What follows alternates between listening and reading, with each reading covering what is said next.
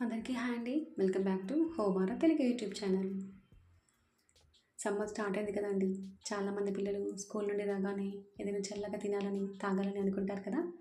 అలాంటి వారి కోసం ఈ స్ట్రాబెర్రీ స్మూతీ అచ్చం బయట పౌడర్లో కొన్నట్టుగానే వస్తుందండి. ఈ టిప్స్ ఫాలో అవుతూ చేయండి.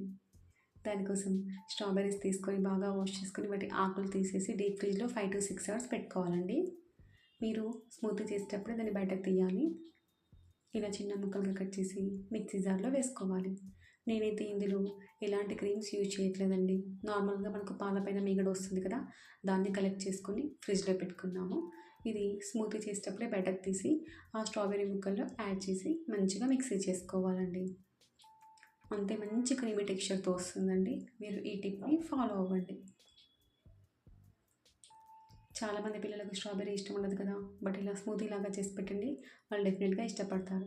ఇందులో ఇప్పుడు మీ టేస్ట్కి తగ్గట్టుగా హనీ కానీ షుగర్ కానీ యాడ్ చేసుకోండి.